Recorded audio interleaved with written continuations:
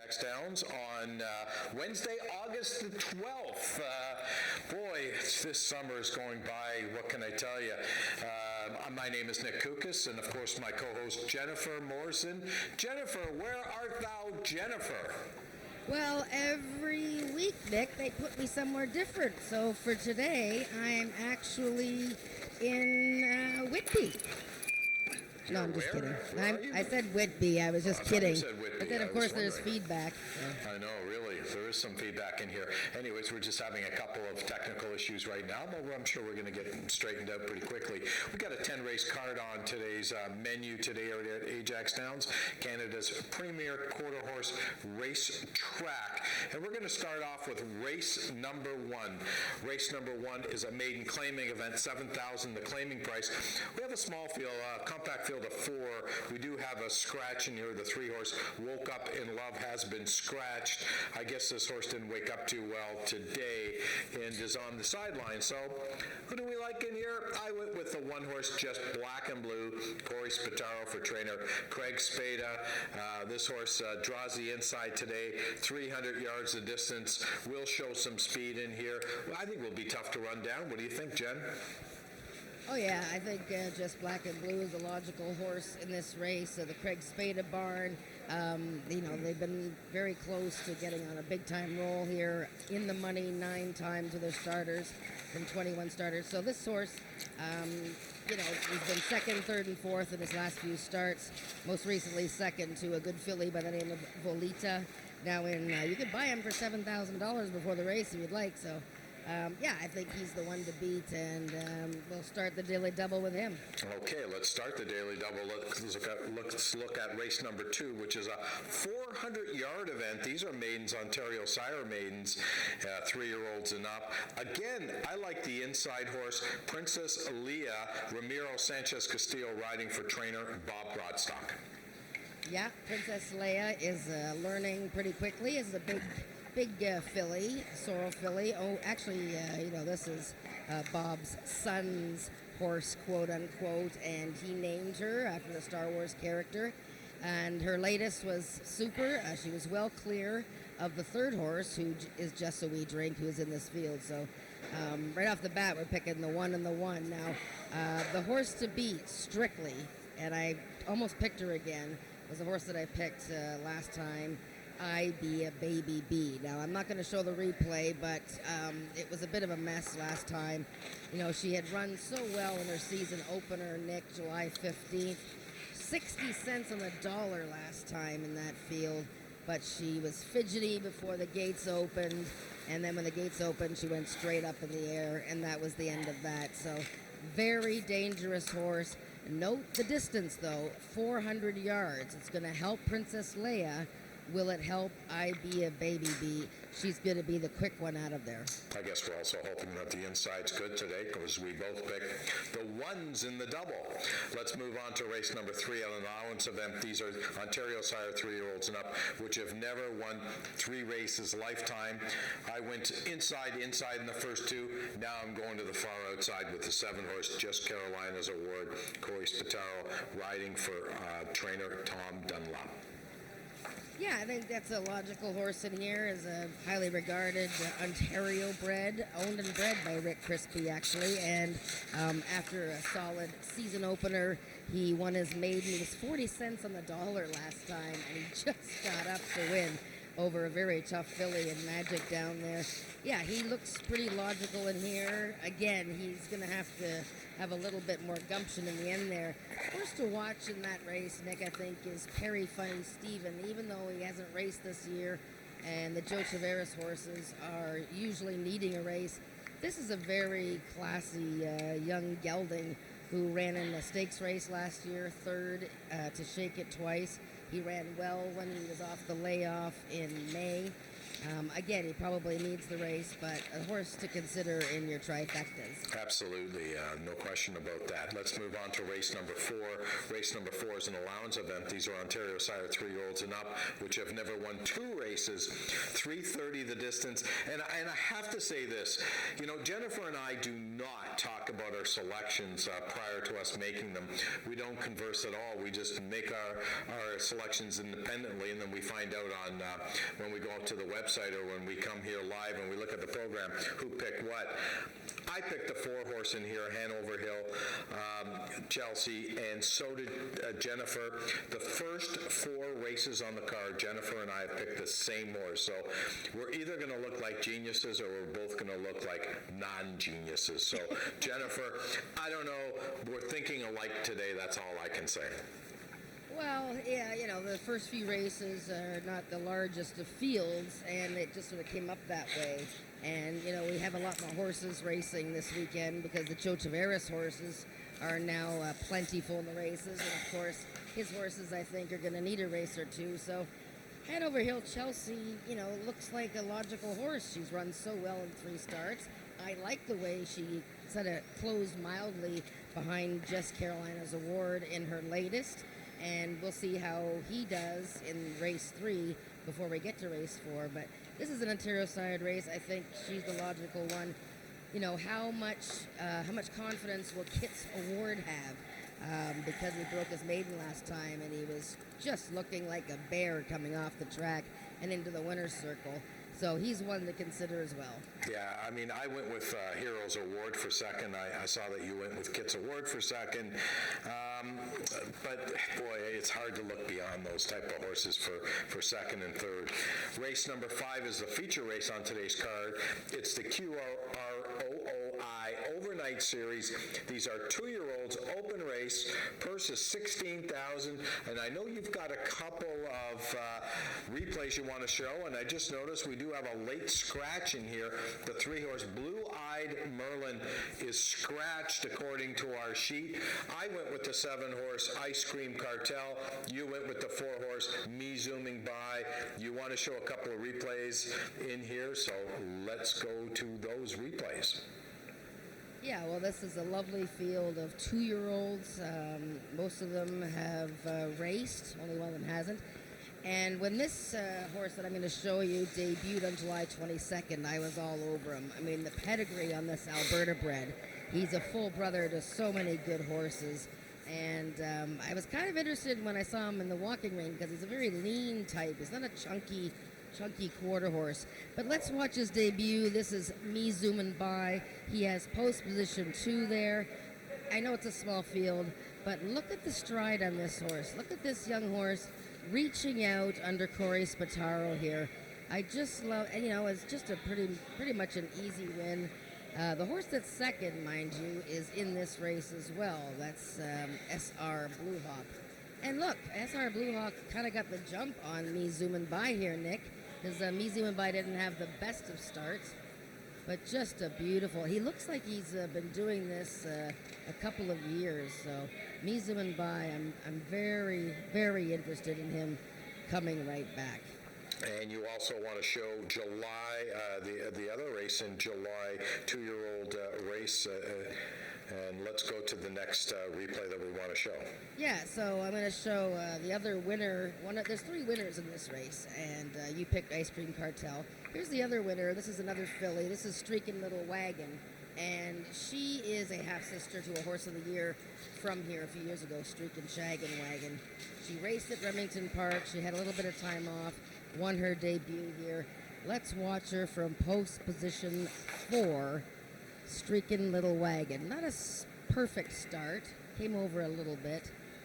But Eddie Walton, just a little bit of a tap there. And she won pretty handsomely. Now, the horse that was third in that race, Memory of Griffin, has come back to win a trial for an upcoming stakes race. And the horse in the back there on the outside, the number 5 horse, Whiskey James, has come back to win as well. So a key race won by this filly, Streakin' Little Wagon. She got an 80 speed index. Me Zooming By got an 81. And you picked Ice Cream Cartel, who was very impressive July 29th, Nick. But she got a 70. Does that concern you? It does, but sometimes time doesn't bother me that much. I know it's really important if you're in jail, but if you're betting on horses, sometimes it's not that important. Well, we should mention the 2 horse as well as a first-time starter. Candyland is a filly bred in Oklahoma. This is from the very dangerous Michelle Woodley barn that had a first-time starter win last week and somehow pay $60, even though at one point the horse was 6-1.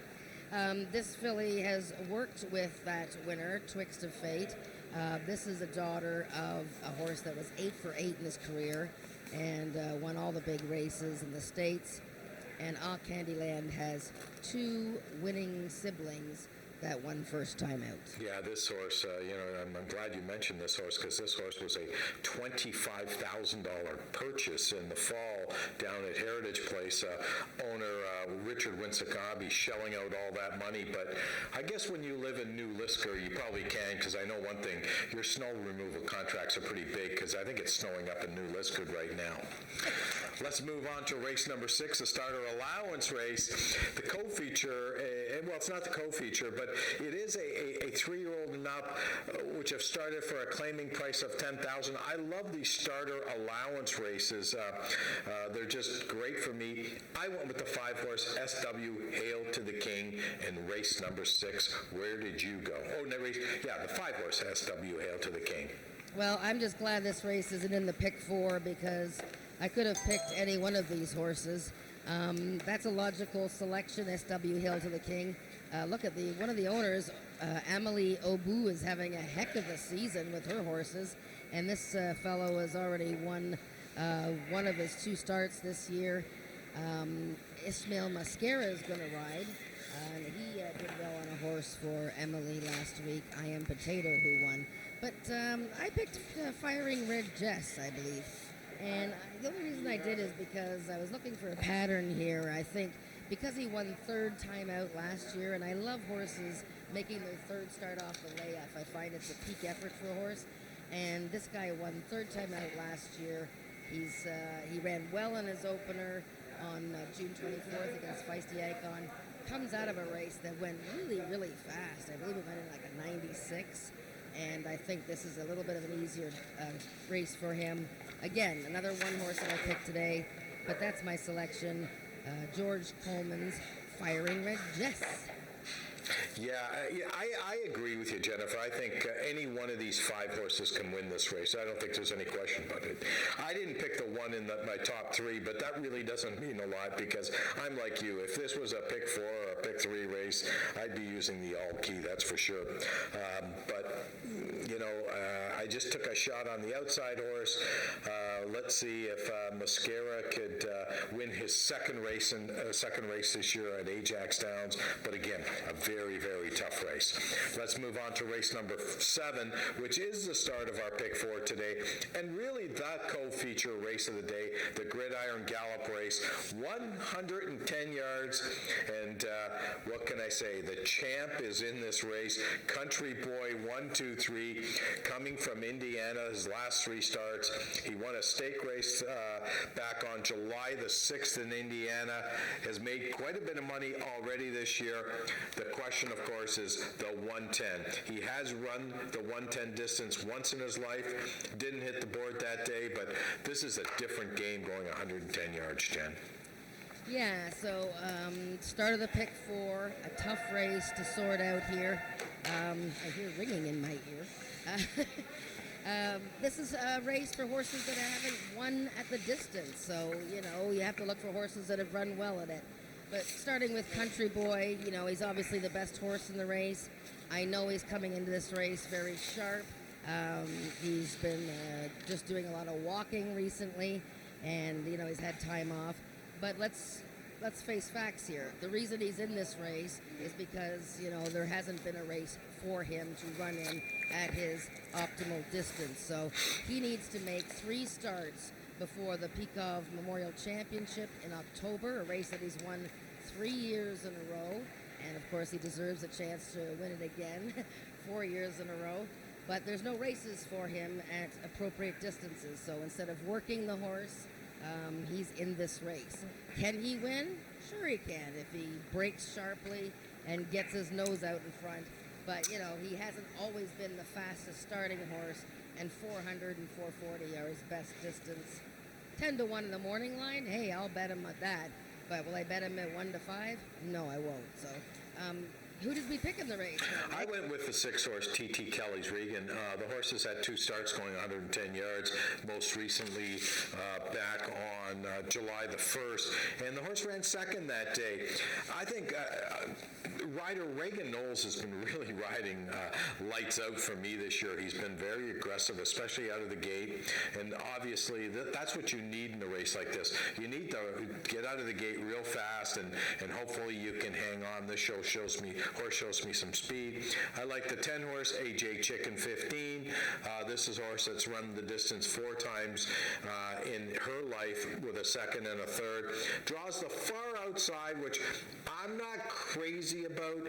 I just, for whatever reason, horses on the far outside tend to leave the gate and go a little bit to the right. And going 110 yards, you can't even miss a step or two. So I'm just a little concerned that she may veer to the right out of the gate. So I was looking for something that had some breakaway speed. Maybe the logical fast horse in here is the 8-horse Sox to Be You. But again, another real tough race to start off today's Pick 4. Yeah, you have to look at horses that have run the distance and run it well, and you have to hope that they're, you know, standing square when the gates open. I picked Zox to Be You. I picked him many times. He ran fabulous in his latest against Carneros. You know, one of these days he's going to win, and I'm going to make sure that I picked him. You can like Slingin' Pistol Annie. She's very sharp from the gate. Her last race was fabulous when she was second. And the stablemate, Amanda McCormick has 2 horses in this race. The stablemate, not Whistlin' Dixie, a very good mare, and she wasn't ready for the start when she tried 110 yards last year. She also breaks well from the inside, and Tony Phillips is riding. There you go. Okay, let's move on to race number 8. It's a speed index event. These are for 3-year-olds and up that have never run better than a 75. So there are some slow horses in here, no question about it. And I went with a horse that almost ran a 75. That's the 1-horse Pegaso, 2 under par, Brian Bell, Scott Reed. Yeah, now looking like there's a scratch in this race as well. Number 7, Carolina's Girl, is showing to be scratched from this race. So when you have this speed index race of 75 and under, you tend to get a lot of maidens. There's only 3 winners in this field, and I picked them 1, 2 of them. I picked All Night Long. I've sort of been on his bandwagon since he started the season. 3 starts. His latest was obviously the best.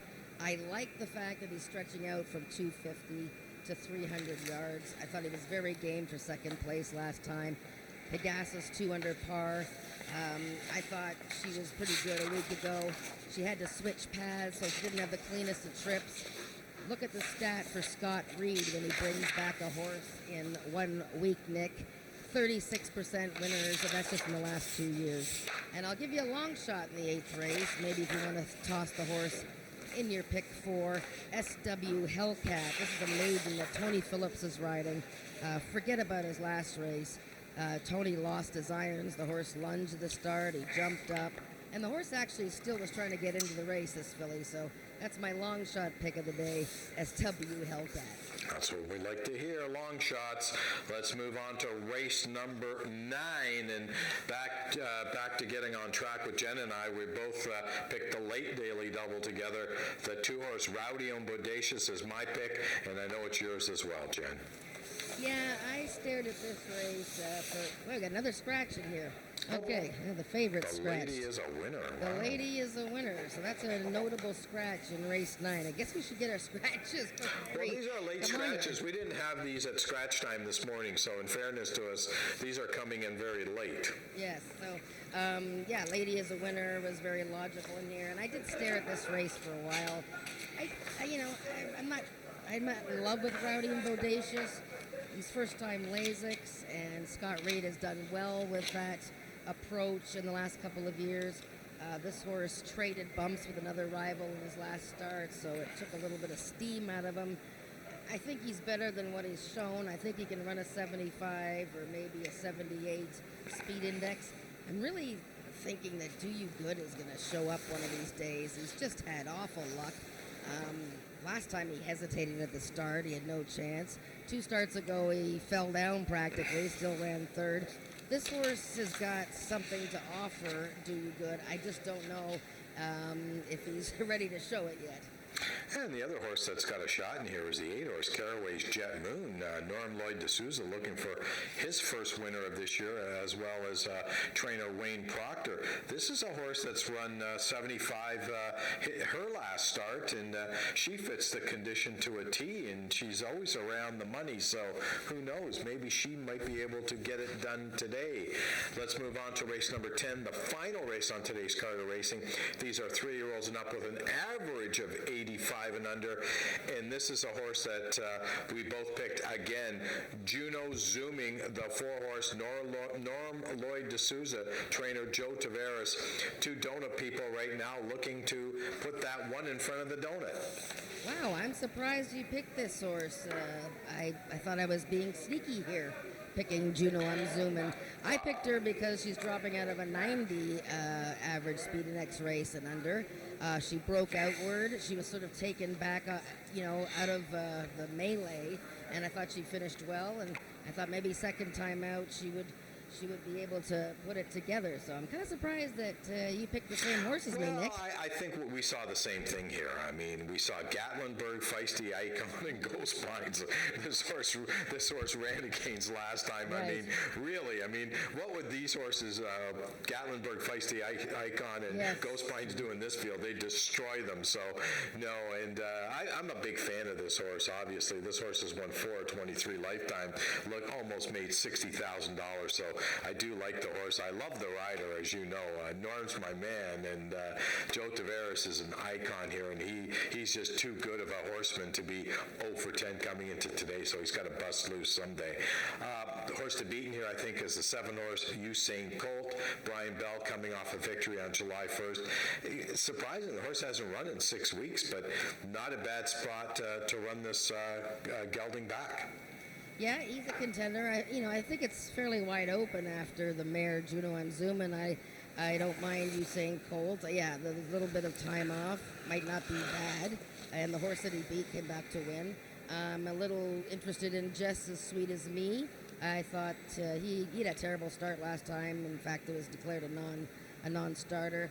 My bomb in the race, in the last race, Nick, for tries and supers, is Love Cartel, who is one of my favorite horses here because he's just so handsome.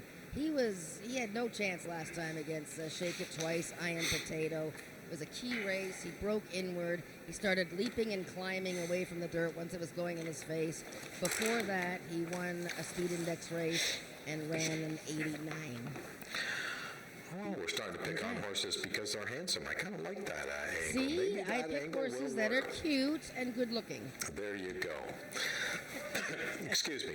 I don't know. I was choking on that for a second. That's our 10 race card for today. We're going to be with you throughout the day, but right now we're going to take it upstairs to Frank Ferrari to give us the changes on today's card of racing.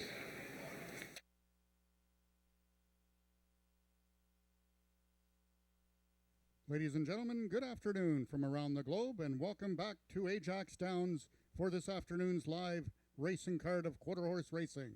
10 races slated on today's card.